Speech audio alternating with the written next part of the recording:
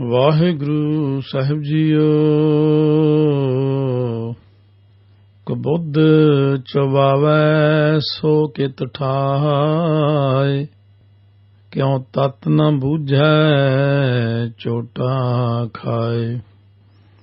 ਜਮਦਰ ਬਾਧੇ ਕੋਇ ਨ ਰਾਖੈ, ਬਿਨ ਸ਼ਬਦੈ ਨਾਹੀ ਪਤ ਸਾਖੈ। ਕਿਉ ਕਰ ਬੂਝੈ ਪਾਵੈ ਪਾਰ, ਨਾਨਕ ਮਨ ਮੁਖ ਨਾ ਬੁਝੈ ਗਵਾਰ। ਕਬੁੱਧ ਚਵਾਵੈ ਸੋ ਕਿਤ ਠਾਏ। ਵਾਹਿਗੁਰੂ ਜੀ ਕਾ ਖਾਲਸਾ, ਵਾਹਿਗੁਰੂ ਜੀ ਕੀ ਫਤਿਹ। ਗੁਰੂ ਗਰੀਬ ਨਿਵਾਜ ਅੰਤਰਜਾਮੀ ਭਗਤ ਵਛਲ ਕਿਰਪਾ ਦੇ ਖਜ਼ਾਨੇ ਧੰਨ ਧੰਨ ਸਾਹਿਬ ਸ੍ਰੀ ਗੁਰੂ ਗ੍ਰੰਥ ਸਾਹਿਬ ਮਹਾਰਾਜ ਦੀ ਸਾਜੀ ਨਿਵਾਜੀ ਗੁਰੂ ਰੂਪ ਗੁਰੂ ਖਾਲਸਾ ਸਾਧ ਸੰਗਤ ਜੀ, ਧੰਨ ਧੰਨ ਸਤਿਗੁਰੂ ਗੁਰੂ ਨਾਨਕ ਦੇਵ ਸਾਹਿਬ ਜੀ ਮਹਾਰਾਜ। 944 ਅੰਗ ਤੇ ਪਾਵਨ ਪਵਿੱਤਰ ਬਾਣੀ ਸਿੱਧ ਗੋਸ਼ਟ ਰਾਮਕਲੀ ਰਾਗ ਦੇ ਵਿੱਚ ਸਿੱਧਾਂ ਦੇ ਨਾਲ ਜੋ ਚਰਚਾ ਹੋਈ ਅਚਲ ਬਟਾਲੇ ਨਗਰ ਵਿਖੇ, ਜੋ ਕਿ ਬਟਾਲੇ ਤੋਂ 15 ਕਿਲੋਮੀਟਰ ਮਹਿਤਾ ਚੌਂਕ ਰੋਡ ਦੇ ਉੱਤੇ ਸਥਿਤ ਹੈ। ਸੋ ਇੱਥੇ ਸਤਿਗੁਰੂ ਮਹਾਰਾਜ ਦੀ ਚਰਚਾ ਜੋ ਹੋਈ ਉਹ 54 ਪੌੜੀਆਂ ਹੁਣ ਤੱਕ ਸਰਵਣ ਕੀਤੀਆਂ ਹਨ। ਆਓ ਅਗਲੀ ਪੌੜੀ ਦੇ ਵਿੱਚ ਸਿੱਧਾਂ ਦੇ ਪ੍ਰਸ਼ਨ ਹਨ ਤੇ ਉਸ ਤੋਂ ਅੱਗੇ ਫਿਰ ਉੱਤਰ ਬਖਸ਼ਿਸ਼ ਕਰਨਗੇ। ਸਤਿਗੁਰੂ ਮਹਾਰਾਜ ਫਰਮਾਉਂਦੇ ਹਨ, ਕਬੁੱਧ ਚਵਾਵੈ ਸੋ ਕਿਤ ਠਾਏ। ਇਹ ਪ੍ਰਸ਼ਨ ਉਹਨਾਂ ਨੇ ਪੁੱਛਿਆ, ਸਤਿਗੁਰੂ ਮਹਾਰਾਜ ਨੇ, ਧੰਨ ਗੁਰੂ ਨਾਨਕ ਦੇਵ ਜੀ ਨੇ ਇਹ ਬਾਣੀ ਉਚਾਰਨ ਕੀਤੀ ਹੈ। ਉਹ ਕਿਹੜੀ ਥਾਂ ਹੈ? ਸੋ ਕਿਤ ਠਾਏ, ਕਬੁੱਧ ਚਵਾਵੈ। ਚਵਾਵੈ ਦਾ ਭਾਵ ਹੁੰਦਾ ਦੂਰ ਕਰਨਾ। ਉਹ ਕਿਹੜੀ ਥਾਂ ਹੈ ਜਿਸ ਦੁਆਰਾ ਮਨੁੱਖ ਆਪਣੇ ਅੰਦਰੋਂ ਜਿਹੜੀ ਖੋਟੀ ਮੱਤ ਹੈ ਉਹਨੂੰ ਦੂਰ ਕਰ ਲੈਂਦਾ। ਮੱਤ ਦਾ ਪੁੱਠਾ ਹੋਣਾ ਕੋਈ ਔਖੀ ਗੱਲ ਨਹੀਂ। ਜਿਵੇਂ ਕਈ ਥਾਈਂ ਦੇਖਿਆ ਕਿ ਨੈਗੇਟਿਵ ਪੋਜ਼ਿਟਿਵ ਤਾਰਾਂ ਹੀ ਪੁੱਠੀਆਂ ਲੱਗ ਜਾਣ, ਉਹ ਮਸ਼ੀਨਰੀ ਸਾਰੀ ਪੁੱਠੀ ਘੁੰਮ ਜਾਂਦੀ ਹੈ। ਬਸ ਇੰਨਾ ਕੀ ਹੈ ਕਿ ਜਦੋਂ ਕੁਮੱਤ ਆ ਜਾਂਦੀ ਹੈ ਤੇ ਤਾਰਾਂ ਪੁੱਠੀਆਂ ਕਰ ਦਿੰਦੀ ਹੈ, ਅੰਦਰ ਬੁੱਧੀ ਦੇ ਅੰਦਰ ਕਬੁੱਧ ਬਣ ਜਾਂਦੀ ਹੈ। ਜਦੋਂ ਸਤਿਗੁਰ ਦੀ ਮਿਹਰ ਹੁੰਦੀ ਹੈ ਤਾਂ ਉਹੀ ਵਿਵੇਕ ਬੁੱਧੀ ਬਣ ਜਾਂਦੀ। ਕਿਉਂ ਤਤ ਨਾ ਬੂਝੈ ਚੋਟਾਂ ਖਾਏ। ਹੁਣ ਸਿੱਧ ਪੁੱਛਦੇ ਨੇ ਕਿ ਇਹ ਜਿਹੜਾ ਮਨੁੱਖ ਹੈ, ਇਹ ਤੱਤ ਜੋ ਅਸਲੀਅਤ ਹੈ, ਜੋ ਤੱਤ ਸਰੂਪ ਵਾਹਿਗੁਰੂ ਹੈ, ਉਹਨੂੰ ਕਿਉਂ ਨਹੀਂ ਸਮਝਦਾ? ਕਿਉਂ ਮਹਾਰਾਜ ਸਾਰੇ ਮਨੁੱਖ ਸੱਟਾਂ ਖਾਂਦੇ ਫਿਰਦੇ ਨੇ, ਜਮਦੂਤਾਂ ਦੀਆਂ ਦੁਖੀ ਹੁੰਦੇ ਫਿਰਦੇ ਨੇ, ਜਮਾਂ ਦੇ ਦਰ ਉੱਤੇ ਬੱਧੇ ਹੋਏ ਨੂੰ ਕੋਈ ਬਚਾਉਂਦਾ ਹੀ ਨਹੀਂ। ਜਮਦਰ ਬਾਧੇ ਕੋਈ ਨਾ ਰੱਖੈ। ਕਿਉਂਕਿ ਜਮਦੂਤਾਂ ਦੀਆਂ ਸੱਟਾਂ ਖਾਂਦੇ ਫਿਰਦੇ ਨੇ, ਕੋਈ ਰੱਖਦਾ ਹੀ ਨਹੀਂ, ਬਚਾਉਂਦਾ ਹੀ ਨਹੀਂ ਹੈ। ਇੱਥੇ ਦੁਨੀਆ ਵਿੱਚ ਵੀ ਚੋਟਾਂ ਖਾਂਦਾ ਥਾਂ ਥਾਂ, ਅੱਗੇ ਪਰਲੋਕ ਵਿੱਚ ਵੀ, ਅਗਲਿਆਂ ਜਨਮਾਂ ਦੇ ਵਿੱਚ ਵੀ, ਪ੍ਰਤੱਖ ਕਈ ਤਰ੍ਹਾਂ ਦੇ ਜਨਮ ਧਾਰ ਕੇ ਵੀ। ਬਿਨ ਸ਼ਬਦੈ ਨਾਹੀ ਪਤ ਸਾਖੈ। ਕਿਉਂਕਿ ਗੁਰੂ ਦੇ ਸ਼ਬਦ ਤੋਂ ਬਿਨਾਂ ਇੱਜ਼ਤ ਤੇ ਸ਼ਾਖ ਨਾਲ ਕੋਈ ਜੀਵ ਵੀ ਪ੍ਰਭੂ ਦੇ ਦਰਬਾਰ ਵਿੱਚ ਨਹੀਂ ਜਾਂਦਾ। ਪ੍ਰਮਾਤਮਾ ਦੇ ਦਰ ਦੇ ਉੱਤੇ ਇੱਜ਼ਤ ਦੇ ਨਾਲ, ਸਾਖੇ ਤੋਂ ਭਾਵ ਸਾਖ, ਸਾਖ ਤੋਂ ਭਾਵ ਸ਼ੋਹਰਤ, ਸ਼ੋਹਰਤ ਦੇ ਨਾਲ ਨਹੀਂ ਜਾਂਦਾ। ਬਿਨ ਸ਼ਬਦ ਹੈ। ਸ਼ਬਦ ਨੂੰ ਆਪਾਂ ਐਵੇਂ ਨਾ ਸਮਝੀਏ ਛੋਟਾ ਜਿਹਾ। ਕਈ ਲੋਕ ਇਸ ਤਰ੍ਹਾਂ ਸਮਝਦੇ ਕਿ ਸ਼ਬਦ ਮੂਲ ਮੰਤਰ ਹੈ ਜਾਂ ਵਾਹਿਗੁਰੂ ਵਾਹਿਗੁਰੂ ਕਰਨ ਨਾਲ ਕੀ ਹੋ ਜਾਂਦਾ। ਇਹਦੀ ਕੀਮਤ ਤਾਂ ਪਰਲੋਕ ਵਿੱਚ ਜਾ ਕੇ ਪੈਂਦੀ ਹੈ। ਜਿਨ੍ਹਾਂ ਦੇ ਪਾਸ ਸ਼ਬਦ ਹੁੰਦਾ, ਹੁਣ ਇੱਥੇ ਕੋਈ ਚੁੱਕੀ ਫਿਰੇ ਥਾਂ ਥਾਂ ਦੇ ਉੱਤੇ ਕੋਈ ਐਸਾ ਰੁਪਈਆ ਜਿਹੜਾ ਕਿਸੇ ਕੰਟਰੀ 'ਚ ਚੱਲਦਾ ਹੀ ਨਾ ਹੋਵੇ, ਉਹ ਖੋਟਾ ਗਿਣਿਆ ਜਾਂਦਾ। ਮਹਾਰਾਜ ਕਹਿੰਦੇ ਜਿਤਨੇ ਵੀ ਸਮਾਨ ਆਪਾਂ ਬਣਾਏ ਕਮਾਏ ਨੇ, ਉਹ ਸਾਰੇ ਹੀ ਇੱਥੇ ਛੱਡ ਜਾਣੇ ਸਰੀਰ ਦੇ ਸਣੇ। ਕਿਉਂਕਿ ਸ਼ਬਦ ਹੀ ਸੂਖਮ ਹੈ, ਸ਼ਬਦ ਸਿਰਫ ਨਾਲ ਜਾਂਦਾ ਹੈ। ਸ਼ਬਦ ਧੁਰ ਕੀ ਬਾਣੀ। ਕਿਉਂ ਕਰ ਬੂਝੈ ਪਾਵੈ ਪਾਰ। ਇਹ ਕਿਵੇਂ ਮਹਾਰਾਜ ਅਸਲੀਅਤ ਨੂੰ ਸਮਝੇ ਤੇ ਸੰਸਾਰ ਸਾਗਰ ਤੋਂ ਪਾਰ ਹੋ ਜਾਵੇ, ਇਹ ਕਿਰਪਾ ਕਰਕੇ ਸਾਨੂੰ ਦੱਸੋ। ਨਾਨਕ ਮਨ ਮੁਖ ਨਾ ਬੁਝੈ ਗਵਾਰ।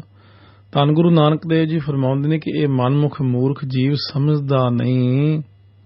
ਇਹ ਕੀ ਸਮਝਦਾ ਨਹੀਂ? ਇਹ ਕਹਿੰਦਾ ਹਰੀ ਹੈ ਹੀ ਨਹੀਂ, ਪਰਮੇਸ਼ਰ ਹੈ ਹੀ ਨਹੀਂ। ਇਹ ਇਸ ਗੱਲ ਨੂੰ ਇਉਂ ਜਾਣਦਾ ਕਿ ਰੱਬ ਹੈ ਨਹੀਂ, ਪਰਲੋਕ ਹੈ ਨਹੀਂ, ਇਹ ਐਵੇਂ ਗੱਲਾਂ ਬਣਾਈਆਂ ਹੋਈਆਂ ਨੇ, ਜਮਦੂਤ ਹੈ ਨਹੀਂ। ਕੱਲ ਨੂੰ ਕਿਤੇ ਇਹ ਨਾ ਕਹਿਣ ਲੱਗ ਜੇ ਵੀ ਮੌਤ ਵੀ ਹੈ ਨਹੀਂ, ਕਿਉਂਕਿ ਆਪਾਂ ਨੂੰ ਆਪਣੇ ਜਨਮ ਤੋਂ ਲੈ ਕੇ ਮੌਤ ਤੋਂ ਪਹਿਲਾਂ ਤੱਕ ਸਾਰੀ ਨੌਲੇਜ ਹੈ ਸਾਰਿਆਂ ਨੂੰ, ਪਰ ਜਨਮ ਤੋਂ ਪਹਿਲਾਂ ਤਾਂ ਆਪਾਂ ਨੂੰ ਕੋਈ ਨੌਲੇਜ ਨਹੀਂ ਹੈ। ਜਨਮ ਤੋਂ ਪਹਿਲਾਂ ਦੀ ਨੌਲੇਜ ਅਤੇ ਮਰਨ ਤੋਂ ਬਾਅਦ ਦੀਆਂ ਜਿਹੜੀਆਂ ਗੱਲਾਂ ਨੇ ਉਹਨੂੰ ਸਧਾਰਨ ਵਿਅਕਤੀ ਨਹੀਂ ਸਮਝ ਸਕਦਾ। ਇਹ ਤਾਂ ਪੱਕੀ ਗੱਲ ਹੈ ਨਾ ਕਿ ਜਨਮ ਹੈ ਤੇ ਮਰਨ ਹੈ। ਸੋ ਤਾਂ ਤੇ ਜਨਮ ਤੋਂ ਪਹਿਲਾਂ ਮੌਤ ਤੋਂ ਬਾਅਦ ਦਾ ਗਿਆਨ ਸਿਰਫ ਬ੍ਰਹਮ ਗਿਆਨੀ ਨੂੰ ਹੁੰਦਾ ਜਾਂ ਸਤਿਗੁਰੂ ਗੁਰਬਾਣੀ ਅੰਦਰ ਉਚਾਰਨ ਕਰਦੇ ਨੇ। ਹੁਣ ਮਹਾਰਾਜ ਜੀ ਖੋਟੀ ਮੱਤ ਨੂੰ ਦੂਰ ਕਰਨ ਦੀ ਜੁਗਤੀ ਅਗਲੀ ਪੌੜੀ 'ਚ ਬਖਸ਼ਿਸ਼ ਕਰ ਰਹੇ ਨੇ। ਕੁਬੁੱਧ ਮਿਟੈ ਗੁਰ ਸ਼ਬਦ ਵਿਚਾਰ।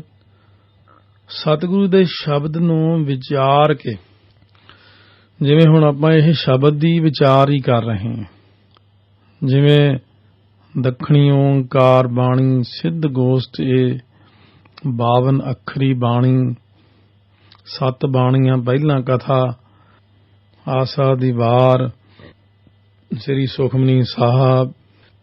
ਜਦੋਂ ਵੀ ਸਾਰੀ ਗੁਰਬਾਣੀ ਦੀ ਵਿਚਾਰ ਜਦੋਂ ਕਰਦੇ ਆ, ਗੁਰਬਾਣੀ ਦੀ ਵਿਚਾਰ ਕੀ ਕਰਮ ਕਰਦੀ ਹੈ ਕਿ ਜਿਹੜੀ ਬੰਦੇ ਦੇ ਅੰਦਰ ਤਾਰਾਂ ਪੁੱਠੀਆਂ ਲੱਗੀਆਂ ਹੁੰਦੀਆਂ ਨੇ, ਖੋਟੀ ਮੱਤ ਹੁੰਦੀ ਹੈ, ਇਹ ਦੂਰ ਹੋ ਜਾਂਦੀ ਹੈ।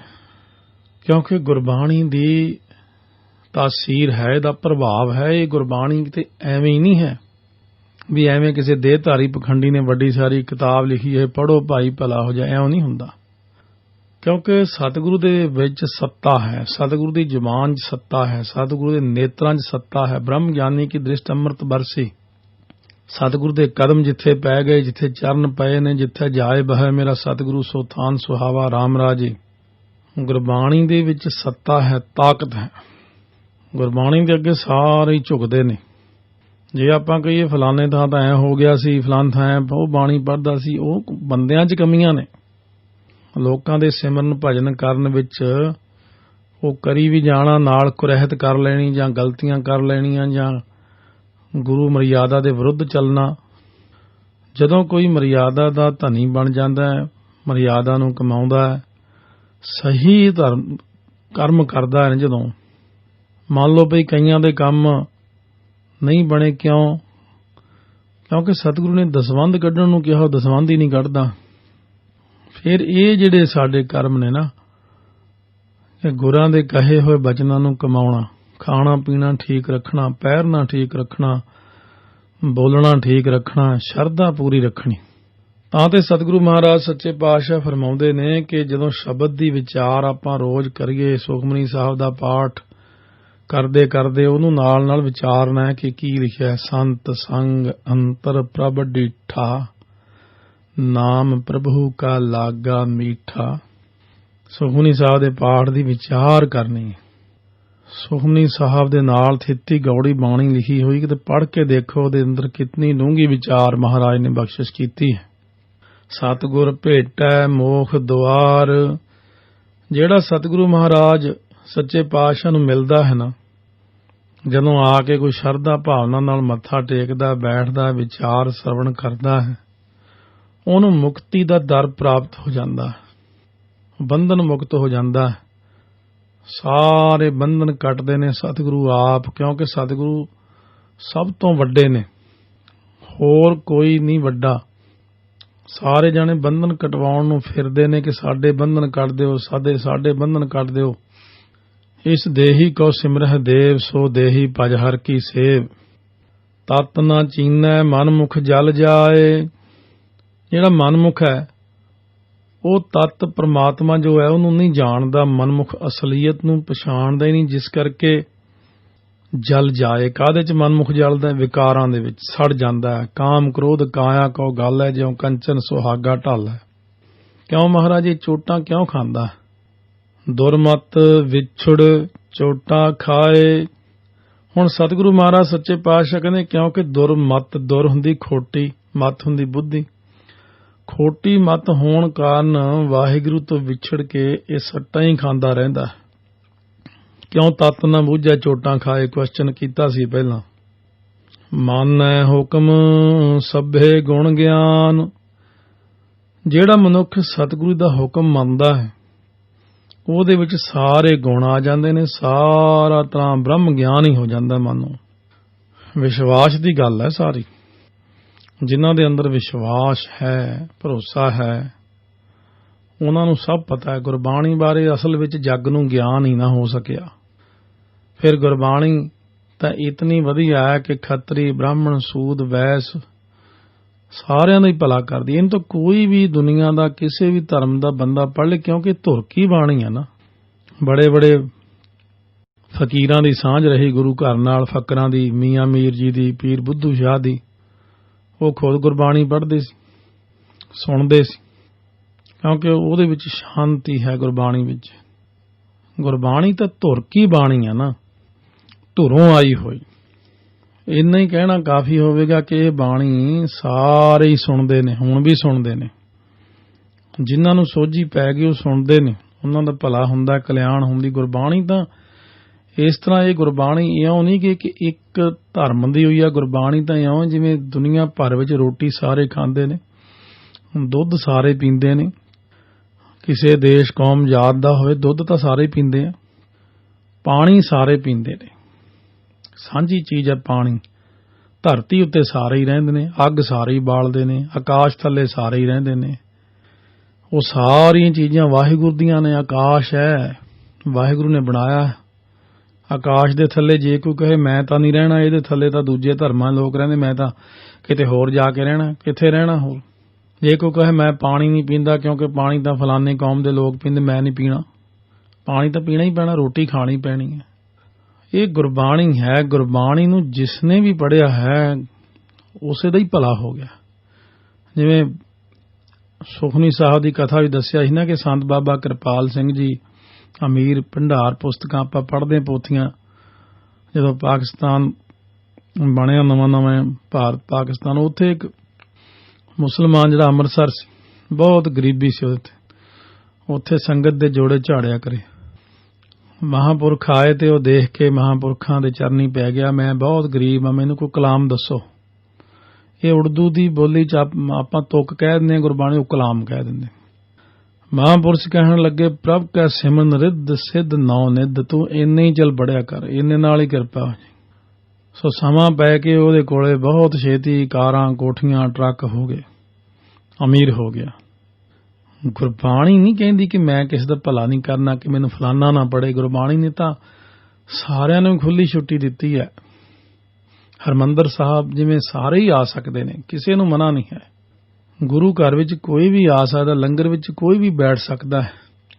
ਇਸੇ ਤਰ੍ਹਾਂ ਗੁਰਬਾਣੀ ਦਾ ਕੀਰਤਨ, ਕਥਾ, ਗੁਰਬਾਣੀ ਦਾ ਪਾਠ ਕੋਈ ਵੀ ਕਰ ਸਕਦਾ। ਜਿਹੜਾ ਵੀ ਕਰੇਗਾ ਉਹਦਾ ਹੀ ਭਲਾ। ਸਤਿਗੁਰੂ ਕਹਿੰਦੇ ਨੇ ਹੁਣ ਜੇ ਹੁਕਮ ਮੰਨ ਲਏ ਨਾ ਬੰਦਾ ਤਾਂ ਸਾਰਾ ਕੁਝ ਹੀ ਉਹਦੇ ਕੋਲ ਆ ਜਾਂਦਾ ਹੈ। ਨਾਨਕ ਦਰਗਹ ਹੈ ਪਾਵੈ ਮਾਨ। ਸਤਿਗੁਰੂ ਨਾਨਕ ਦੇਵ ਜੀ ਫਰਮਾਉਂਦੇ ਉਹ ਰੱਬੀ ਦਰਗਾਹ ਦੇ ਵਿੱਚ ਮਾਣ, ਆਦਰ, ਸਤਿਕਾਰ ਪ੍ਰਾਪਤ ਕਰਦਾ। ਕਿਉਂਕਿ ਇਹ ਸਤਿਗੁਰੂ ਦੇ ਸਿਧਾਂਤ ਬੜੇ ਡੂੰਘੇ ਨੇ। ਜਿਵੇਂ ਇਹ 2 ਪੌੜੀਆਂ ਦੇ ਵਿੱਚ ਜਿਹੜੀ ਵਿਚਾਰ ਦੱਸੀ ਹੈ ਨਾ ਆਪਾਂ ਨੂੰ, ਕਿ ਦੁਰਮਤ ਬਾਧਾ ਸਰਪਨ ਖਾਧਾ, ਕਿ ਮਨੁੱਖ ਖੋਟੀ ਮਤ ਕਾਰਨ ਹੀ ਮੋਹ ਮਾਇਆ ਤੇ ਜੰਜਾਲਾਂ ਵਿੱਚ ਬੱਧਾ ਪਿਆ ਤੇ ਮਾਇਆ ਸਪਣੀ ਨੇ ਇਹਨੂੰ ਖਾ ਲਿਆ। ਹੁਣ ਜੋਗੀ ਫਿਰ ਪੁੱਛਦੇ ਨੇ ਕਿ ਖੋਟੀ ਬੁੱਧੀ ਕਿਸ ਥਾਂ ਤੇ ਕਿਵੇਂ ਗਵਾਵੇ, ਤਤ ਨੂੰ ਬੁੱਝੇ ਬਿਨਾ ਪਾਰਗ੍ਰਾਮੀ ਕਿਵੇਂ ਬਣ ਸਕਦਾ ਬੰਦਾ। ਤਾਂ 5ਵੀਂ ਪੌੜੀ ਵਿੱਚ ਇਹਦਾ ਫਿਰ ਸਤਿਗੁਰੂ ਨੇ ਉੱਤਰ ਦਿੱਤਾ ਹੈ ਕਿ ਗੁਰੂ ਕੀ ਬਾਣੀ ਪੜ੍ਹਨ ਨਾਲ, ਹੁਕਮ ਮੰਨਣ ਨਾਲ ਖੋਟੀ ਬੁੱਧੀ ਨਾਸ ਹੁੰਦੀ ਹੈ। ਗੁਰ ਸ਼ਬਦ ਦੀ ਵਿਚਾਰ ਨਾਲ ਖੋਟੀ ਬੁੱਧੀ ਮਿਟਦੀ ਹੈ। ਜਿਵੇਂ ਸਕੂਲ ਜਾਂਦਾ ਬੱਚਾ, ਹੌਲੀ ਹੌਲੀ ਡਿਸਿਪਲਿਨ ਸਿੱਖਦਾ, ਉੱਥੇ ਹੌਲੀ ਹੌਲੀ ਸਿਆਣਾ, ਫਿਰ ਹੋਰ ਸਿਆਣਾ ਹੋ ਜਾਂਦਾ। ਪੜ੍ਹਾਈ ਦੇ ਵਿੱਚ ਅੱਗੇ ਨਾਲੋਂ ਸੋਝੀ ਹੋਣੀ ਆਉਂਦੀ ਹੈ, ਸ਼ੁਰੂ ਹੋ ਜਾਂਦੀ ਵਿਦਿਆ ਨਾਲ। ਪਰ ਉਹ ਸਧਾਰਨ ਹੈ। ਇਹ ਖਾਸ ਜੋ ਵਿਸ਼ੇਸ਼ ਜੀਵ ਦੇ ਅੰਦਰ ਸੁਬੁੱਧ ਜਿਹੜੀ ਹੈ, ਸੁਮਤ ਆਉਣੀ ਸ਼ੁਰੂ ਹੋ ਜਾਂਦੀ। ਸਾ ਮਤ ਦੀਜੈ ਮੇਰੇ ਠਾਕੁਰ, ਵਿਵੇਕ ਬੁੱਧੀ ਜਿਹਨੂੰ ਕਹਿੰਦੇ ਆ। ਜੇ ਅੰਤਰਾਤਮੇ ਝਾਤ ਪਾਈਏ ਤਾਂ ਇਉਂ ਪ੍ਰਤੀਤ ਹੁੰਦਾ ਕਿ ਮਨੁੱਖ ਦਾ ਮਨ ਤੇ ਬੁੱਧੀ ਆਮ ਤੌਰ ਤੇ ਖਿੰਡੇ ਹੀ ਰਹਿੰਦੇ ਨੇ। ਮਨ, ਬੁੱਧ, ਚਿੱਤ, ਹੰਕਾਰ ਇਹ ਚਾਰੇ ਨੌ ਇੱਕੋ ਹੀ ਚੀਜ਼ ਦੇ ਨੇ। ਕਿਉਂਕਿ ਜੀਵ ਜਿਹੜਾ ਉਹ ਆਪਣੇ ਅੰਦਰੋਂ ਜਦੋਂ ਮਨ ਉਹਦਾ ਕੋਈ ਗੱਲ ਕਹਿੰਦਾ ਉਹਦੇ ਆਖੇ ਲੱਗ ਕੇ ਪਾਪ ਕਰਦਾ। ਮਾੜੇ ਫੁਰਨੇ ਹੀ ਮਾੜੇ ਕਰਮ ਕਰਨ ਵੱਲ ਧਕੇਲ ਦਿੰਦੇ ਨੇ ਜੀਵ ਨੂੰ। ਜਿਹੜਾ ਫੁਰਨਾ ਮਨ ਚੋਂ ਨਿਕਲਦਾ ਬੁੱਧੀ ਉਸ ਨੂੰ ਸੇਧ ਦੇ ਦਿੰਦੀ ਹੈ। ਬਸ ਇਹ ਜਿਨ੍ਹਾਂ ਨੇ ਆਤਮਿਕ ਗਿਆਨ ਕਥਾ ਸੁਣੀ ਆ ਉਹਨਾਂ ਨੂੰ ਪਤਾ ਹੈ। ਸੁਣੋ, ਆਤਮਿਕ ਗਿਆਨ ਦੇ ਵਿੱਚ ਇਹ ਸਾਰਾ ਕੁਝ ਦੱਸਿਆ ਹੋਇਆ। ਜੋ ਮਲੀਨ ਬੁੱਧੀ ਆ ਉਹ ਕਦੇ ਵੀ ਚੰਗੇ ਪਾਸੇ ਨਹੀਂ ਜਾਣ ਦਿੰਦੀ, ਇਸ ਕਰਕੇ ਜੀਵ ਭਟਕਦਾ ਰਹਿੰਦਾ। ਹੁਣ ਮਹਾਰਾਜ ਨੇ ਜੁਗਤੀ ਦੱਸੀ ਵੀ ਆ, ਰੋਜ਼ ਪੜ੍ਹਦੇ ਵੀ ਆ, ਜਪਜੀ ਸਾਹਿਬ ਦਾ ਪਾਠ ਕਰਦੇ ਵੀ ਆ ਕਿ ਭਰੀਐ ਮਤ ਪਾਪਾਂ ਕੈ ਸੰਗ, ਉਹ ਧੋਪੈ ਨਾਵੈ ਕੈ ਰੰਗ। ਜੇ ਮਤ ਪਾਪਾਂ ਦੇ ਨਾਲ ਭਰ ਜਾਵੇ, ਜਿਵੇਂ ਕੱਪੜਾ ਸਾਬਣ ਨਾਲ ਧੋ ਕੇ ਪਵਿੱਤਰ ਸਾਫ਼ ਸੁਥਰਾ ਚਿੱਟਾ ਨਿਕਲ ਆਉਂਦਾ, ਇਉਂ ਗੁਰਬਾਣੀ ਸਿਮਰਨ ਦੇ ਨਾਲ, ਕੀਰਤਨ ਕਥਾ ਨਾਲ ਮਨ ਸ਼ੁੱਧ ਹੋ ਜਾਂਦਾ, ਮਤ ਉਜਲ ਹੋ ਜਾਂਦੀ ਹੈ। ਮਨ ਨੀਵਾਂ ਤੇ ਮਤ ਉੱਚੀ ਰੱਖਣ ਲਈ ਰੋਜ਼ ਆਪਾਂ ਅਰਦਾਸ ਕਰਦੇ ਹਾਂ ਤੇ ਕਰਦੇ ਰਹੀਏ, ਕਿਉਂਕਿ ਅਰਦਾਸ ਵੀ ਇੱਕ ਸਾਧਨ ਹੈ, ਭਗਤੀ ਹੈ। 9 ਪ੍ਰਕਾਰ ਦੀ ਭਗਤੀ ਵਿੱਚ ਅਰਦਾਸ ਵੀ ਇੱਕ ਭਗਤੀ ਦੱਸੀ ਹੈ। ਸੋ ਕਬੁੱਧ ਨੂੰ ਦੂਰ ਕਰਨ ਵਿੱਚ ਸਹਾਇਕ ਹੁੰਦੀ ਹੈ ਅਰਦਾਸ। ਅਸਲ ਤਾਂ ਬਚਨ ਕਿਹਾ ਕਿ ਹੁਕਮ ਮੰਨਣ ਤੇ ਹੀ ਸਾਰਾ ਨਿਬੇੜਾ ਹੋਣਾ। ਮਨ ਹੈ ਹੁਕਮ ਸਭੇ ਗੁਣ ਗਿਆਨ, ਸਭ ਤੋਂ ਸ਼੍ਰੋਮਣੀ ਕਰਮ ਹੈ ਕਿ ਹੁਕਮ ਮੰਨਿਆ ਹੋਵੇ ਪ੍ਰਵਾਨ ਤਾਂ ਖਸਮੈ ਕਾ ਮਹਿਲ ਪਾਏ ਸੀ। ਸੋ ਮਹਾਰਾਜ ਨੇ ਜਿਵੇਂ ਦੱਸਿਆ ਕਿ ਪਹਿਲਾਂ ਗੰਦੇ ਭਾਂਡੇ ਨੂੰ ਸਾਫ਼ ਕਰਨ ਦਾ ਸਾਧਨ ਕੀਤਾ ਜਾਵੇ ਨਾ, ਫਿਰ ਇਸ ਵਿੱਚ ਅੰਮ੍ਰਿਤ ਪਾਈਏ ਤਾਂ ਜੀਵਨ ਦੀ ਸੁਗੰਧੀ ਤੇ ਹੁਲਾਰਾ ਆਉਂਦਾ। ਨਾਮ ਤੇ ਨਾਮੀ ਦੇ ਮਿਲਾਪ ਵਾਲੀ ਅਵਸਥਾ ਦਾ ਮੁੱਢ ਵੱਜਦਾ। ਵਿਚਾਰ ਇਹ ਦਿੰਦੇ ਨੇ ਸਤਿਗੁਰੂ ਕਿ ਖੋਟੀ ਮੱਤ ਤੋਂ ਖਲਾਸੀ ਪਾ ਕੇ ਹੀ ਵਿਕਾਰਾਂ ਤੋਂ ਛੁਟਕਾਰਾ ਹੋਣਾ। ਖੋਟੀ ਮੱਤ ਜਦ ਤੱਕ ਆਪਣੇ ਅੰਦਰ ਹੈ, ਖੋਟੀ ਮੱਤ ਜਾਂਦੀ ਸੰਗਤ ਵਿੱਚ ਬਹਿ ਕੇ ਜਦੋਂ ਚੰਗਾ ਕੋਈ ਗੁਰਮਤ ਦੇ ਚ ਭਿੱਜਿਆ ਨਾਮ ਰਸੀਆ ਸਾਨੂੰ ਕੋਈ ਸੁਣਾਵੇ, ਕਿਉਂਕਿ ਨਿਰਮਲ ਹਿਰਦੇ ਨਾਲ ਸਿਮਰਿਆ ਨਾਮ ਹੀ ਫਲੀਭੂਤ ਹੋਣਾ ਅਤੇ ਸਤਿਗੁਰੂ ਦੀ ਨਦਰ ਨੇ ਇਸ ਸੰਸਾਰ ਸਾਗਰ ਤੋਂ ਪਾਰ ਕਰਨਾ ਆਪਾਂ ਨੂੰ। 57ਵੀਂ ਪੌੜੀ ਵਿੱਚ ਮਹਾਰਾਜ ਸੱਚੇ ਪਾਤਸ਼ਾਹ ਬਖਸ਼ਿਸ਼ ਹੁਣ ਕਰ ਰਹੇ ਨੇ। ਸਾਚ ਵਖਰ ਧਨ ਪੱਲੇ ਹੋਏ, ਜਿਹੜੇ ਜਿਗਿਆਸੂ ਦੇ ਪੱਲੇ ਵਿੱਚ, ਬੁੱਧੀ ਰੂਪੀ ਪੱਲੇ ਵਿੱਚ ਸੱਚ ਰੂਪੀ ਵਸਤੂ ਤੇ ਸੱਚ ਰੂਪੀ ਧਨ ਹੋਵੇ ਨਾ। ਆਪਣੇ ਪੱਲੇ ਵਿੱਚ ਹੈ ਜੇ ਸਾਰਾ ਕੁਝ, ਆਪ ਤਰੈ ਤਾਰੇ ਭੀ ਸੋਏ, ਉਹ ਆਪ ਸੰਸਾਰ ਸਾਗਰ ਤੋਂ ਤਰ ਜਾਂਦਾ, ਹੋਰਨਾਂ ਨੂੰ ਵੀ ਨਾਲ ਤਾਰ ਲੈਂਦਾ। ਕਿਉਂਕਿ ਮਹਾਰਾਜ ਦੀ ਬਖਸ਼ਿਸ਼ ਇੱਕ ਨੂੰ ਹੁੰਦੀ ਆ ਨਾ, ਕਰੋੜਾਂ ਨੂੰ ਤਾਰ ਲੈਂਦਾ।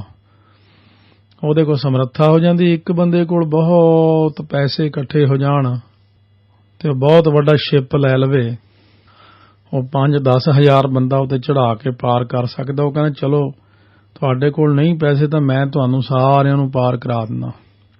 ਇੱਕ ਸ਼ਿਪ ਆਪਣੀ ਜ਼ਿੰਦਗੀ ਦੇ ਵਿੱਚ ਲੱਖਾਂ ਜੀਵਾਂ ਨੂੰ ਸਮੁੰਦਰ ਤੋਂ ਪਰਲੇ ਪਾਸੇ ਤੇ ਪਰਲੇ ਪਾਸੇ ਤੋਂ ਇੱਧਰਲੇ ਪਾਸੇ ਤੱਕ ਲਿਆਉਂਦਾ। ਇੱਕ ਬੰਦਾ ਇਹ ਕੰਮ ਕਰਦਾ। ਇਸੇ ਤਰ੍ਹਾਂ ਜਿਹਦੇ ਕੋਲ ਨਾਮ ਦਾ ਖਜ਼ਾਨਾ ਆ ਗਿਆ, ਉਹ ਲੱਖਾਂ ਜੀਵਾਂ ਨੂੰ ਪਾਰ ਉਤਾਰਾ ਕਰਾ ਦਿੰਦਾ। ਸਹਿਜ ਰਤਾ ਬੂਝੈ ਪਤ ਹੋਏ, ਉਹ ਅਡੋਲ ਅਵਸਥਾ ਵਿੱਚ ਲੀਨ ਹੁੰਦਾ, ਸੱਚ ਨੂੰ ਸਮਝਦਾ, ਕਿਉਂਕਿ ਉਹ ਸੱਚ ਨੂੰ ਸਮਝ ਲੈਂਦਾ, ਜਿਸ ਕਰਕੇ ਫਿਰ ਉਹਦੀ ਇੱਜ਼ਤ ਹੁੰਦੀ ਚਾਰੇ ਪਾਸੇ।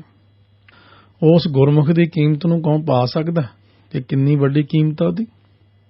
ਮਹਾਰਾਜ ਕਹਿੰਦੇ ਤਾਂ ਕਿ ਕੀਮਤ ਕਰੈ ਨਾ ਕੋਏ, ਉਸ ਮਨੁੱਖ ਦੀ ਕੋਈ ਕੀਮਤ ਨਹੀਂ ਪਾ ਸਕਦਾ, ਕਿਉਂਕਿ ਉਹਦੀ ਕੀਮਤ ਤਾਂ ਪਵੇ ਜੇ ਉਹ ਸਧਾਰਨ ਹੋਵੇ। ਹੁਣ ਤਾਂ ਮਹਾਂਪੁਰਖ ਹੋ ਗਿਆ। ਜਹ ਦੇਖਾ ਤਹ ਰਹਿਆ ਸਮਾਏ, ਨਾਨਕ ਪਾਰ ਪਰੈ ਸੱਚ ਭਾਏ। ਉਹ ਜਿੱਥੇ ਵੀ ਵੇਖਦਾ ਉੱਥੇ ਹੀ ਉਹਨੂੰ ਵਾਹਿਗੁਰੂ ਵਿਆਪਕ ਹੋਇਆ ਨਜ਼ਰ ਆ ਰਿਹਾ ਹੈ। ਹੁਣ ਸਤਿਗੁਰੂ ਫਰਮਾਉਂਦੇ ਨੇ ਕਿ ਉਹ ਸੱਚ ਦੇ ਪਿਆਰ ਦੁਆਰਾ ਸੰਸਾਰ ਸਾਗਰ ਤੋਂ ਪਾਰ ਹੋ ਜਾਂਦਾ ਹੈ, ਕਿਉਂਕਿ ਸਭ ਤੋਂ ਸ੍ਰੇਸ਼ਟ ਵੱਖਰ ਜਿਹੜਾ ਹੈ ਨਾ ਸੰਸਾਰ ਦੇ, ਵੱਖਰ ਕਹਿੰਦੇ ਲਾਭਦਾਇਕ ਵਸਤੂ ਨੂੰ, ਸਾਰਿਆਂ ਨਾਲੋਂ ਸ੍ਰੇਸ਼ਟ ਜਿਹੜਾ ਵੱਖਰ ਹੈ ਲਾਭਦਾਇਕ ਵਸਤੂ ਆ, ਉਹ ਸੱਚਾ ਨਾਮ ਹੈ, ਨਾਮ ਧਨ।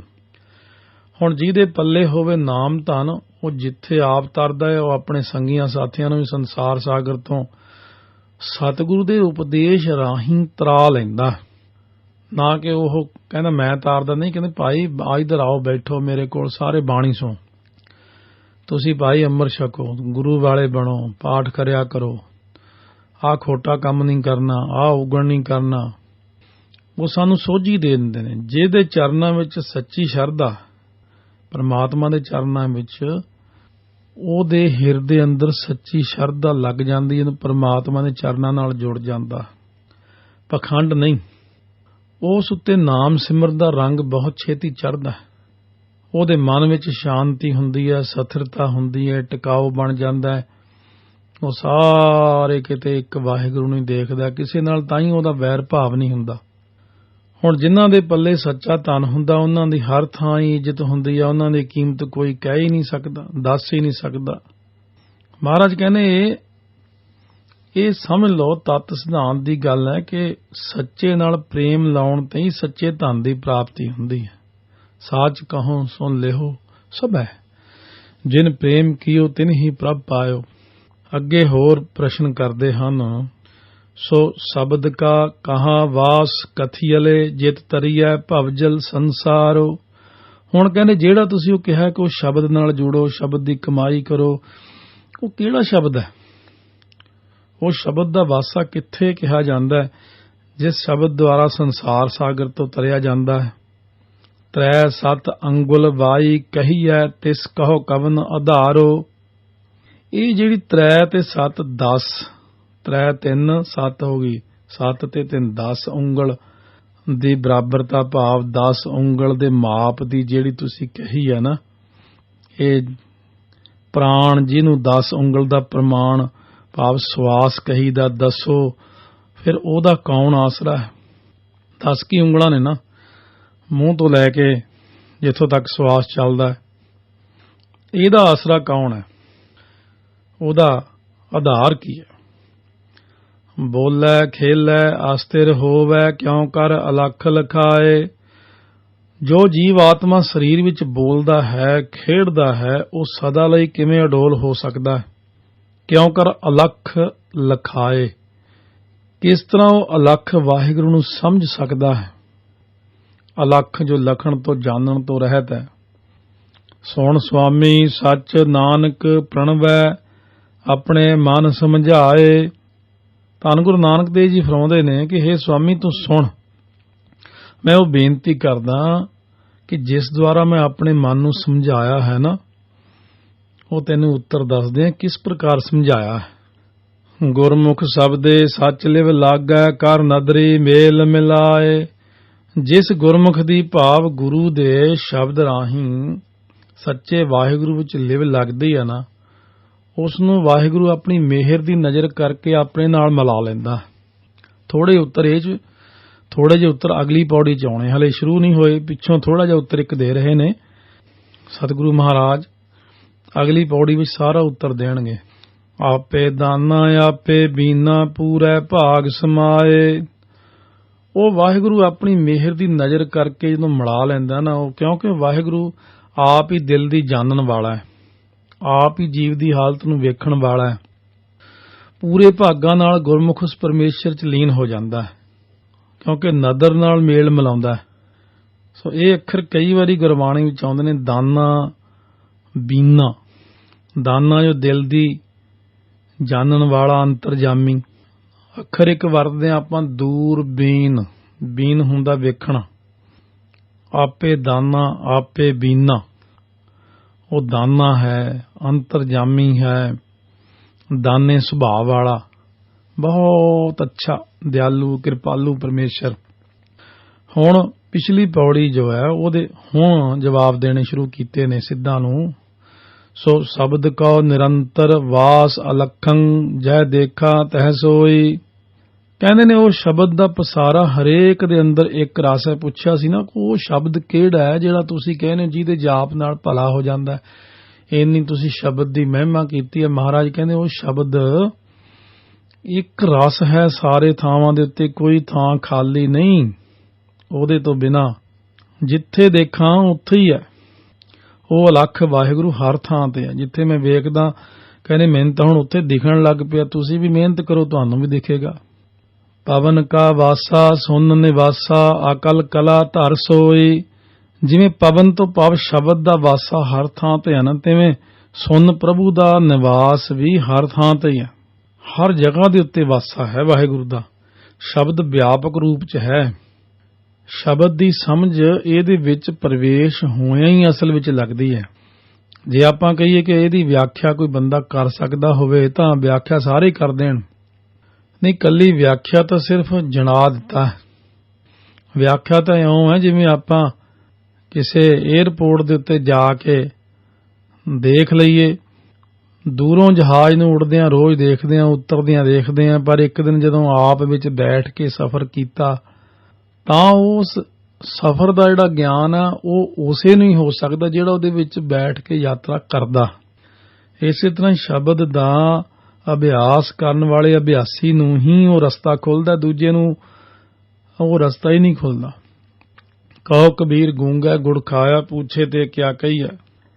ਜੋ ਕਲਾ ਰਾਹੀਂ ਹੋਂਦ ਦੇ ਵਿੱਚ ਨਹੀਂ ਆਇਆ ਪਰ ਸਵੈ ਕਲਾ ਨਾਲ ਸਰਬ ਵਿਆਪਕ ਹੈ ਵਾਹਿਗੁਰੂ। ਅਕਲ ਕਲਾ ਧਰ ਸੋਈ। ਹੁਣ ਇਹ ਸ਼ਬਦ ਮਨ ਦੇ ਅੰਦਰ ਕਿਵੇਂ ਵਸੇ, ਇਹ ਸਾਰੀ ਕਿਰਿਆ ਚੱਲੇ ਕਿਵੇਂ? ਤਾਂ ਸਤਿਗੁਰੂ ਜੀ ਕਹਿੰਦੇ ਨੇ, ਨਦਰ ਕਰੇ ਸ਼ਬਦ ਘਟ ਮਹਿ ਵਸੈ, ਵਿੱਚੋਂ ਭਰਮ ਗਵਾਏ। ਹੁਣ ਦੇਖੋ, ਨਦਰ ਵੀ ਕੋਈ ਚੀਜ਼ ਹੈ ਨਾ। ਹੁਣ ਐਵੇਂ ਤਾਂ ਹੈ ਨਹੀਂ ਵੀ ਮੈਂ ਤਾਂ ਬੜਾ ਪਾਠ ਕੀਤਾ, ਮੈਂ ਬੜੀ ਸੇਵਾ ਕੀਤੀ। ਨਹੀਂ, ਨਦਰ ਲੈਣ ਦਾ ਯਤਨ ਕਰੀਏ, ਕਿਉਂਕਿ ਉਹਦੀ ਨਦਰ ਸਰਬ ਵਿਆਪਕ ਹੈ। ਇੱਥੇ ਪਾਠ ਕੀਤਾ, ਉੱਥੇ ਇੱਕ ਬੰਦੇ ਨੂੰ ਦੁਖੀ ਕਰ ਮਾਰਿਆ। ਇੱਥੇ ਪਾਠ ਕੀਤਾ, ਉੱਥੇ ਜੀਵ ਹੱਤਿਆ ਕਰਤੀ। ਇੱਥੇ ਸਮਾਧੀਆਂ ਲਾਈਆਂ, ਉੱਥੇ ਹੇਰਾ ਫੇਰੀ ਕਰ ਲਈ, ਠੱਗੀ ਠੋਰੀ ਕਰ ਲਈ, ਝੂਠ ਬੋਲਤਾ। ਉਹ ਦੇਖਦਾ, ਜਦੋਂ ਸਾਰੇ ਕਿਤੇ ਵਿਆਪਕ ਰੂਪ ਵਿੱਚ ਦੇਖ ਹੀ ਰਿਹਾ, ਉਹ ਕਹਿੰਦਾ ਵੀ ਨਹੀਂ, ਇਹ ਬੰਦਾ ਨਹੀਂ ਮੈਨੂੰ ਪਸੰਦ ਆਇਆ। ਇਹ ਤੇ ਸੱਜਣ ਠੱਗ ਵਾਲਾ ਹਿਸਾਬ ਹੋ ਗਿਆ, ਹੇਰਾ ਫੇਰੀਆਂ ਕਰਦਾ, ਇੱਥੇ ਮੈਨੂੰ ਧੋਖੇ ਦਿੰਦਾ, ਅੱਖਾਂ ਬੰਦ ਕਰ ਕਰਕੇ ਦਿਖਾਉਂਦਾ, ਹਿੱਲ ਹਿੱਲ ਕੇ ਦਿਖਾਉਂਦਾ, ਤੇ ਘਰ ਜਾ ਕੇ ਜਾਂ ਕਿਸੇ ਹੋਰ ਥਾਂ ਦੇ ਉੱਤੇ ਪਤਾ ਨਹੀਂ ਕਿੱਥੇ ਕੀ ਗਲਤੀਆਂ ਕਰਦਾ, ਫਿਰ ਇੱਥੇ ਆ ਕੇ ਮੇਰੇ ਕੋਲ ਸਾਹਮਣੇ ਅੱਖਾਂ ਬਹਿ ਕੇ ਪਖੰਡ ਕਰਦਾ। ਸਤਿਗੁਰੂ ਕਹਿੰਦੇ ਨੇ, ਜਿਹਾ ਜਿਹਾ ਤੂੰ ਮੇਰੇ ਕੋਲ ਹੈ ਉਹ ਜਿਹਾ ਬਾਹਰ ਰਿਹਾ ਕਰ।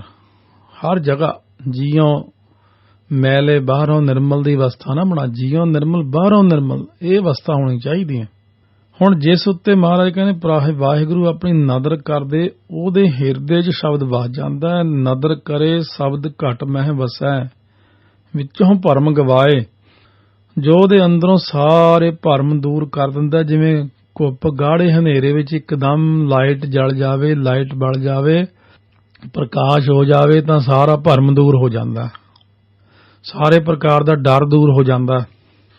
ਇਸੇ ਤਰ੍ਹਾਂ ਕਹਿੰਦੇ ਸ਼ਬਦ ਨੂੰ ਅਸਲ ਰੂਪ ਵਿੱਚ ਸਮਝਣਾ। ਸ਼ਬਦ ਦਾ ਇਹ ਲਿਖੇ ਹੋਏ ਜਿਹੜੇ ਅੱਖਰ ਨੇ ਨਾ, ਗੁਰੂ ਗ੍ਰੰਥ ਸਾਹਿਬ ਦੇ ਜਿੰਨੇ ਅੱਖਰ ਲਿਖੇ ਹੋਏ ਨੇ ਜਾਂ ਪੋਥੀਆਂ 'ਚ ਲਿਖੇ ਹੋਏ ਨੇ, ਇਹ ਕੁਦਰਤੀ ਇੱਕ ਕਾਲੀ ਸ਼ਾਹੀ ਨਾਲ ਲਿਖੇ ਜਾਂਦੇ ਨੇ। ਅਸਲ ਵਿੱਚ ਇਹਨਾਂ ਦਾ ਰੰਗ ਇਸ ਤਰ੍ਹਾਂ ਦਾ ਨਹੀਂ ਹੈ।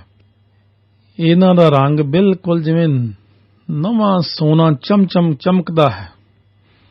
ਅਸਲ ਇਹਨਾਂ ਦਾ ਰੰਗ ਚਮਕਦੇ ਸੋਨੇ ਵਾਂਗੂ ਬਹੁਤ ਪ੍ਰਕਾਸ਼ਮਈ ਹੈ। ਉਹ ਮਿਹਨਤ ਨਾਲ ਨਜ਼ਰ ਆਉਂਦਾ ਸਾਰਾ ਕੁਝ। ਇਹ ਸਾਹਮਣੇ ਜ਼ਰੂਰ ਆਪਾਂ ਨੂੰ ਸਰੂਪ ਨਜ਼ਰ ਆਉਂਦਾ ਸਤਿਗੁਰੂ ਦਾ, ਪਰ ਮਿਹਨਤ ਦੇ ਨਾਲ ਸਾਰਾ ਕੁਝ ਨਜ਼ਰ ਆ ਜਾਂਦਾ। ਇਉਂ ਤਾਂ ਗੁਰੂ ਸਾਹਿਬਾਂ ਦੇ ਕੋਲ ਆਉਂਦੇ ਰਹੇ ਨੇ, ਤੁਰਕ ਲੜਾਈਆਂ ਕਰਦੇ ਰਹੇ ਨੇ, ਕੋਈ ਕਿਵੇਂ ਆਉਂਦਾ ਰਿਹਾ, ਕੋਈ ਹੇਰਾ ਫੇਰੀ ਵਾਲੇ ਵੀ ਕਈ ਮਿਲ ਗਏ। ਮਸੰਦਾਂ ਨੂੰ ਨਜ਼ਰ ਹੀ ਨਹੀਂ ਆਏ ਸਤਿਗੁਰੂ, ਸੰਗਤ ਨੂੰ ਨਜ਼ਰ ਆਉਂਦੇ, ਕਿਉਂਕਿ ਮਸੰਦ ਤੇ ਆਪਣੀ ਹੇਰਾ ਫੇਰੀ ਲੱਗੇ ਰਹਿੰਦੇ, ਸਾੜਨੇ ਵੀ ਪਏ। ਨਹੀਂ, ਸਤਿਗੁਰੂ ਨੂੰ ਜਿਸ ਨਿਗਾਹ ਨਾਲ ਦੇਖਣਾ ਚਾਹੀਦਾ ਸੰਸਾਰ ਨੇ ਉਸ ਨਿਗਾਹ ਨਾਲ ਨਹੀਂ ਦੇਖਿਆ। ਸਤਿਗੁਰੂ ਨੂੰ ਸਾਰੀ ਦੁਨੀਆ ਹੀ ਦੇਖਦੀ ਹੈ, ਪਰ ਮਹਾਰਾਜ ਕਹਿੰਦੇ ਡਿੱਠੇ ਮੁਕਤ ਨਾ ਹੋਵੇ ਜਿਸ ਚ ਸ਼ਬਦ ਨਾ ਕਰੇ ਵਿਚਾਰ। ਸ਼ਬਦ ਦੀ ਵਿਚਾਰ ਨਹੀਂ ਕੀਤੀ, ਬਚਨ ਨਹੀਂ ਕਮਾਏ, ਹੁਕਮ ਤੇ ਨਹੀਂ ਚੱਲੇ। ਜਿਨ੍ਹਾਂ ਨੇ ਸਤਿਗੁਰੂ ਮਹਾਰਾਜ ਦੇ ਉੱਤੇ ਯਕੀਨ ਕੀਤਾ ਹੈ ਉਹਨਾਂ ਨੂੰ ਅਸਲ ਰੂਪ ਨਜ਼ਰ ਆ ਗਿਆ ਹੈ। ਜਦੋਂ ਸ਼ਬਦ ਹਿਰਦੇ 'ਚ ਵਸਦਾ, ਉਹਦੀ ਨਦਰ ਨਾਲ ਵਸਦਾ, ਐਵੇਂ ਨਹੀਂ ਵਸਦਾ। ਪਹਿਲਾਂ ਵਾਹਿਗੁਰੂ ਦੇਖਦੇ ਨੇ ਕਿ ਇਹ ਬਹੁਤ ਹੀ ਸ਼ਰਧਾਵਾਨ ਹੈ, ਇਹ ਮੇਰੇ ਸਾਹਮਣੇ ਕੋਈ ਪਖੰਡ ਨਹੀਂ ਕਰ ਰਿਹਾ ਔਰ ਮੇਰੀ ਸੰਗਤ ਨਾਲ ਇਹ ਵਿਤਕਰਾ ਨਹੀਂ ਕਰਦਾ, ਮੇਰੇ ਗੁਰਸਿੱਖਾਂ ਨਾਲ ਵਿਤਕਰਾ ਨਹੀਂ ਕਰਦਾ, ਮੇਰੇ ਉੱਤੇ ਵੀ ਇਹਦਾ ਪੂਰਾ ਯਕੀਨ ਹੈ। ਤਾਂ ਜਾ ਕੇ ਕਿਤੇ ਉਹ ਸੇਵਾ ਦਰ ਥਾਂ ਪੈਂਦੀ, ਫਿਰ ਦ੍ਰਿਸ਼ਟੀ ਹੁੰਦੀ ਉਹਦੇ ਤੇ, ਫਿਰ ਕਿਰਪਾ ਹੁੰਦੀ, ਫਿਰ ਭਰਮ ਦੂਰ ਹੁੰਦਾ।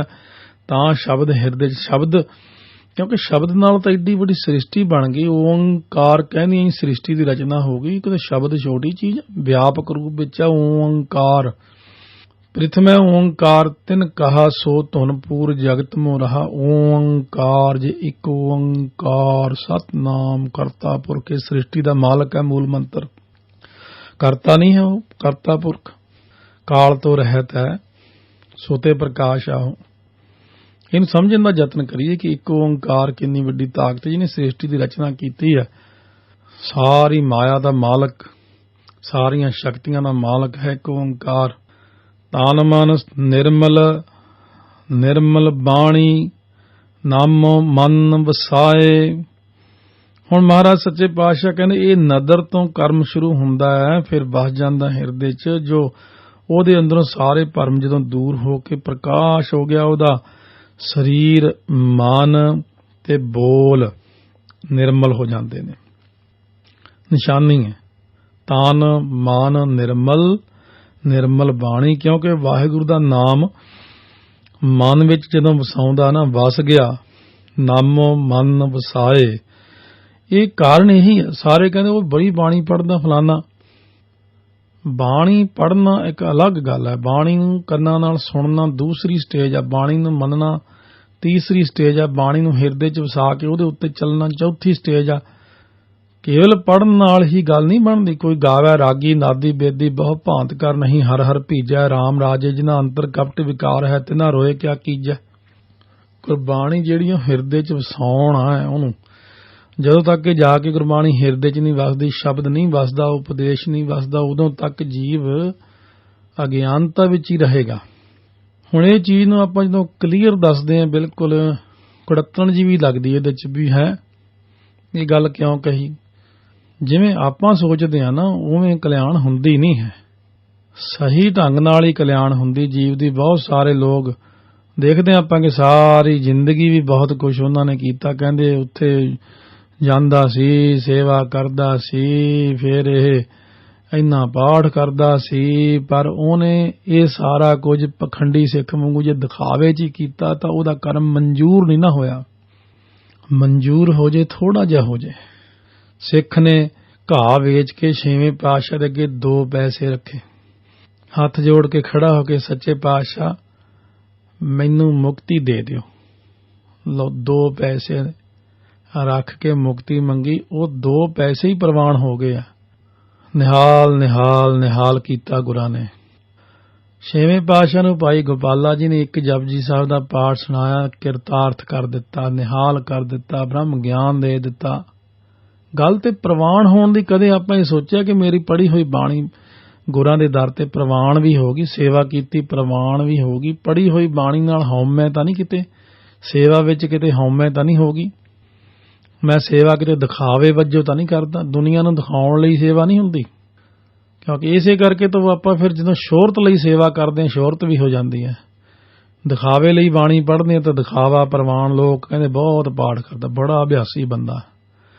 ਜੋ ਕਰਮ ਕਰਨਾ ਉਹਨੂੰ ਛੁਪਾ ਕੇ, ਦੁਨੀਆ ਤੋਂ ਬੇਖਬਰ, ਦੁਨੀਆ ਨੂੰ ਪਤਾ ਨਾ ਲੱਗੇ ਕਿ ਇਹ ਕਰਮ ਕਰਦਾ ਕੀ ਹੈ। ਗੁਨਾਹ ਆਪਾਂ ਹਮੇਸ਼ਾ ਛੁਪਾ ਕੇ ਕਰਦੇ ਹਾਂ। ਗੁਨਾਹ ਦਾ ਨਾ ਕਿਸੇ ਨੂੰ ਪਤਾ ਲੱਗ ਜੇ, ਫੇਰ ਤਾਂ ਮੇਰੀ ਬਦਨਾਮੀ ਹੈ। ਪਰ ਜਦੋਂ ਕੋਈ ਇਨਸਾਨ ਆਪਣੇ ਗੁਨਾਹ ਸਾਹਮਣੇ ਰੱਖੇ ਸੰਗਤ ਦੇ, ਭਾਈ ਮੇਰੇ ਸਾਧ ਸੰਗਤ ਔਗਣ ਨੇ, ਤਾਂ ਹੀ ਸੰਗਤ ਦੂਰ ਕਰੇਗੀ, ਅਰਦਾਸ ਕਰੇਗੀ। ਆਪਾਂ ਆਪਣੇ ਆਪ ਨੂੰ ਉੱਪਰੋਂ ਸ਼ੋਅ ਕੀਤਾ, ਮੈਂ ਬਹੁਤ ਭਗਤ ਹਾਂ, ਬਹੁਤ ਸੇਵਾ ਕਰਦਾ ਬਈ, ਅੰਦਰ ਜਿਹੜੇ ਗੁਨਾਹ ਭਰੇ ਪਏ ਨੇ। ਇਸ ਕਰਕੇ ਸਤਿਗੁਰੂ ਮਹਾਰਾਜ ਕਹਿੰਦੇ ਨੇ ਇਹ ਬਾਣੀ ਨੂੰ ਹਿਰਦੇ 'ਚ, ਨਾਮ ਨੂੰ ਹਿਰਦੇ 'ਚ ਵਸਾਵੇ। ਸ਼ਬਦ ਗੁਰੂ ਭਵ ਸਾਗਰ ਤਰੀਐ। ਗੁਰੂ ਦੇ ਸ਼ਬਦ ਦੁਆਰਾ ਸੰਸਾਰ ਸਾਗਰ ਤੋਂ ਤਰਿਆ ਜਾਂਦਾ ਹੈ। ਇਤ ਉਤ ਏਕੋ ਜਾਣੈ। ਇੱਥੇ ਇਸ ਲੋਕ ਵਿੱਚ, ਉੱਥੇ ਪ੍ਰਲੋਕ ਵਿੱਚ, ਹਰ ਥਾਂ ਤੇ ਉਹ ਵਾਹਿਗੁਰੂ ਨੂੰ ਵਿਆਪਕ ਜਾਣਦਾ। ਇੱਕੋ ਹੀ ਹੈ ਮੇਰਾ ਵਾਹਿਗੁਰੂ, ਤਿੰਨਾਂ ਲੋਕਾਂ ਦਾ ਮਾਲਕ, ਪਤਾਲ ਵਿੱਚ, ਆਕਾਸ਼ ਵਿੱਚ, ਜ਼ਮੀਨ ਤੇ। ਚਿਹਨ ਵਰਨ ਨਹੀਂ ਛਾਇਆ ਮਾਇਆ। ਸਤਿਗੁਰੂ ਜੀ ਫਰਮਾਉਂਦੇ ਨੇ ਕਿ ਉਹ ਸ਼ਬਦ ਨੂੰ ਪਛਾਣਦਾ ਨਾ, ਚਿਹਨ ਵਰਨ ਨਹੀਂ ਛਾਇਆ ਮਾਇਆ, ਨਾਨਕ ਸ਼ਬਦ ਪਛਾਣੈ। ਬਾਣੀ ਜਿੰਨੀ ਆਸ ਤੇ ਪੜ੍ਹੀਏ ਉਹਨੇ ਅਰਥ ਬਹੁਤ ਸਪਸ਼ਟ ਹੋ ਜਾਂਦੇ ਨੇ, ਫਿਰ ਆਨੰਦ ਵੀ ਬੜਾ ਆਉਂਦਾ। ਇਸ ਕਰਕੇ ਕਹਿੰਦੇ ਜਦੋਂ ਸ਼ਬਦ ਨੂੰ ਪਛਾਣਿਆ ਨਾ, ਜਿਹਦਾ ਉਹ ਸ਼ਬਦ ਦਾ ਨਾ ਕੋਈ ਵਰਨ ਨਾ ਚਿਹਨ ਹੈ, ਕਿਉਂਕਿ ਚਿੰਨ੍ਹ ਤਾਂ ਉਹਦਾ ਹੈ ਨਹੀਂ, ਵਰਨ ਤੋਂ ਭਾਵ ਰੂਪ ਰੰਗ ਨਹੀਂ ਕੋਈ ਹੈ। ਸੋ ਜਿਸ ਉੱਤੇ ਕੋਈ ਮਾਇਆ ਦਾ ਪਰਛਾਵਾਂ ਨਹੀਂ, ਭਾਵ ਉਹ ਪ੍ਰਭੂ ਦਾ ਸਰੂਪ, ਉਹ ਸ਼ਬਦ ਨੂੰ ਜਿਹੜਾ ਪਛਾਣ ਲੈਂਦਾ, ਬ੍ਰਹਮ ਨੂੰ ਪਛਾਣ ਲੈਂਦਾ, ਜਿਹਦਾ ਕੋਈ ਚੱਕਰ ਚਿਹਨ ਅਰ ਬਰਨ ਜਾਤ ਅਰ ਪਾਤ ਨਹਿਨ ਜੇ, ਰੂਪ ਰੰਗ ਅਰ ਰੇਖ ਭੇਖ ਕੋ ਕਹਿ ਨਾ ਸਕਤ ਕਹੇ। ਹਲੇ ਇਹ ਜੋ ਪਿੱਛੇ ਪ੍ਰਸ਼ਨ ਕੀਤੇ ਨੇ ਨਾ, ਉਹਦਾ ਪੂਰਾ ਨਹੀਂ ਹੋਇਆ ਜਵਾਬ 58ਵੀਂ ਪੌੜੀ 'ਚ। ਫਿਰ 59ਵੀਂ, ਹੁਣ 60ਵੀਂ ਪੌੜੀ ਵਿੱਚ ਉਹਦਾ ਜਵਾਬ ਪੂਰਾ ਕਰਨਗੇ। ਤਾਂ ਫਿਰ 60ਵੀਂ ਪੌੜੀ ਦਾ ਸ਼ਰਵਣ ਕਰਾਂਗੇ ਅੱਗੇ। ਫਿਰ 61ਵੀਂ ਪੌੜੀ ਵਿੱਚ ਵੀ ਇਸੇ ਪੌੜੀ ਦਾ ਹੀ 58ਵੀਂ ਪੌੜੀ ਦਾ ਜਵਾਬ ਅੱਗੇ ਹੋਰ ਦੇਣਗੇ। ਆਓ ਸਤਿਗੁਰੂ ਮਹਾਰਾਜ ਨੇ ਬਖਸ਼ਿਸ਼ ਕੀਤੀ ਕਿ ਪਾਖੰਡ ਦਾ ਤਿਆਗ, ਸੇਵਾ ਸਿਮਰਨ ਜਰਾ ਦਿਖਾਵੇ ਤੋਂ ਬਿਨਾਂ, ਰਹਿਤ ਮਰਿਆਦਾ ਪੂਰੀ, ਕਿਸੇ ਦਾ ਦਿਲ ਨਾ ਦਿਖਾਉਣਾ, ਦਸਵੰਧ ਕੱਢਣਾ, ਇੱਕ ਮਿੱਕ ਹੋਣਾ, ਵਿਸ਼ਵਾਸ ਕਰਨਾ ਕੇਵਲ ਗੁਰੂ ਸਾਹਿਬ ਤੇ, ਹੋਰ ਕਿਸੇ ਤੇ ਵਿਸ਼ਵਾਸ ਨਾ ਕਰਨਾ।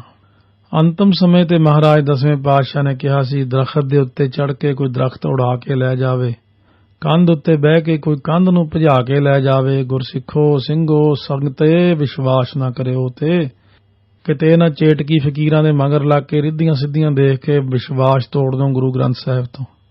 ਪਰ ਮੰਨੀ ਨਹੀਂ ਗੱਲ। ਅੱਜ ਦੇ ਯੁੱਗ ਵਿੱਚ ਮਾੜੀ ਜੀ ਕੋਈ ਨਕਲੀ ਕਰਾਮਾਤ ਵੀ ਦਿਖਾ ਦੇ, ਉਹਦੇ ਮਗਰ ਨੂੰ ਹੀ ਭੱਜ ਲੈਂਦੇ ਆਪਾਂ। ਸਭ ਤੋਂ ਵੱਡਾ ਸਤਿਗੁਰੂ ਨਾਨਕ, ਜਿਨ੍ਹਾਂ ਦੇ ਚਰਨੀ ਸਾਰੇ ਤਿੰਨੇ ਲੋਕ ਪੈਂਦੇ ਨੇ, ਉਹਨੂੰ ਛੱਡ ਕੇ ਭਟਕੇ ਫਿਰਦੇ ਨੇ ਸਾਰੇ, ਕਮੀਆਂ ਨੇ ਵਿੱਚ। ਸਾਡੇ ਘਰ ਕਲੇਸ਼ ਹੈ, ਕਲਾ ਹੈ, ਫਲਾਨਾ ਟਿਮਕਾ ਕਿਉਂ ਹੈ? ਪਹਿਲਾਂ ਆਪਣਾ ਚਿਹਰਾ ਸ਼ੀਸ਼ੇ 'ਚ ਦੇਖ, ਮਰਿਆਦਾ ਕਮਾਈ ਹੈ, ਸ਼ਕਲ ਕਹੀ ਜੀ ਬਣਾਈ ਹੈ। ਖਾਲਸਾ ਮੇਰੋ ਰੂਪ ਹੈ, ਖਾਸ ਬਣਾਇਆ ਸੀ ਮਹਾਰਾਜ ਨੇ, ਲੱਗਦਾ ਹੀ ਨਹੀਂ ਵੀ ਖਾਲਸਾ। ਚਲੋ ਸਮਾਂ ਆਵੇਗਾ, ਹੌਲੀ ਹੌਲੀ ਹੌਲੀ ਮਹਾਰਾਜ ਕਹਿੰਦੇ ਖੁਆਰ ਹੋਏ ਸਭ ਮਿਲਾਂਗੇ, ਬੱਚੇ ਸ਼ਰਨ ਜੋ ਹੋਏ। ਜਦੋਂ ਸੋਝੀ ਪਵੇਗੀ ਨਾ, ਉਦੋਂ ਅਖੀਰ ਜਾ ਕੇ ਮੁੜ ਆਉਣਗੇ। ਸਿੱਖੀ ਵਿੱਚ ਬਖਸ਼ਿਸ਼ ਹੈ। ਜਦੋਂ ਸਿੱਖੀ ਹੈ ਤਾਂ ਸਾਰਾ ਕੁਝ ਹੀ ਆਪਣੇ ਕੋਲੇ ਹੈ। ਜੇ ਸਿੱਖੀ ਨਹੀਂ, ਫਿਰ ਜਿੰਨੇ ਮਰਜ਼ੀ ਪੈਸੇ ਚੁੱਕੀ ਫਿਰੋ, ਜਿੰਨਾ ਮਰਜ਼ੀ ਕੁਝ ਕਰੀ ਫਿਰੋ। ਸਿੱਖੀ ਹੈ, ਨਾਮ ਹੈ। ਪਰ ਟੁੱਟੀ ਝੌਂਪੜੀ 'ਚ ਰਹਿਣ ਵਾਲੇ ਕੋਲ 5ਵੇਂ ਪਾਤਸ਼ਾਹ ਚਲੇ ਗਏ, ਭਾਈ ਹਿੰਮੇ ਕੋਲ, ਭਾਈ ਲਾਲੋ ਦੇ ਘਰ ਚਲੇ ਗਏ। ਨਹੀਂ ਸੀ ਗਰੀਬ ਹੀ ਚੰਗਾ, ਉਹ ਗਰੀਬ ਮੋਹੇ ਭਾਵ ਹੈ, ਬਿਦਰ ਕੋਲ ਚਲੇ ਗਏ। ਪਰ ਜਿੱਥੇ ਮਹਿਲ ਸੀ ਵੱਡੇ ਵੱਡੇ, ਉੱਥੇ ਨਹੀਂ ਗਏ। ਮਲਕ ਭਾਗੋਂ ਕੋਲ ਨਹੀਂ ਗਏ।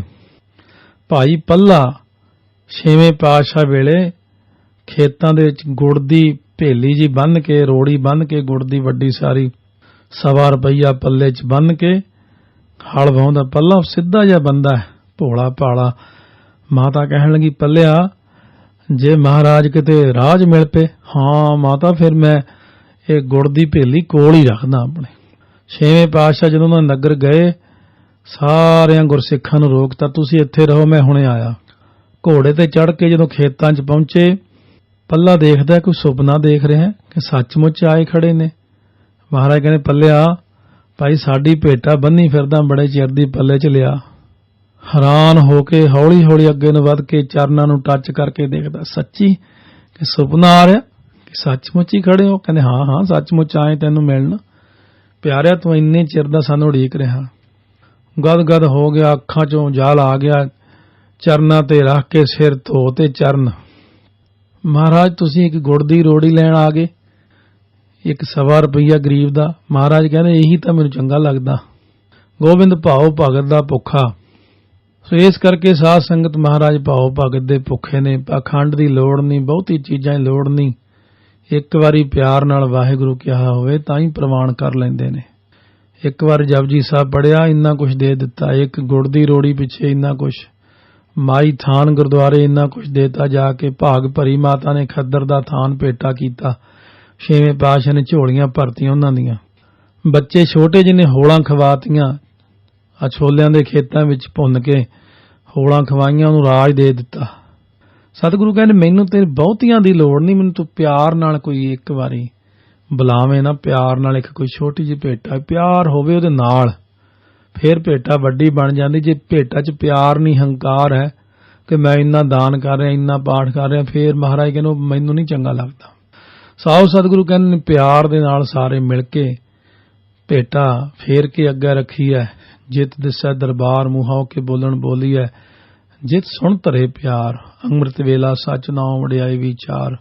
ਭੇਟਾ ਪਿਆਰ ਨਾਲ ਉਹਦੇ ਚਰਨਾਂ 'ਚ ਰੱਖੀ ਆਪਣੀ। ਵਾਹਿਗੁਰੂ ਵਾਹਿਗੁਰੂ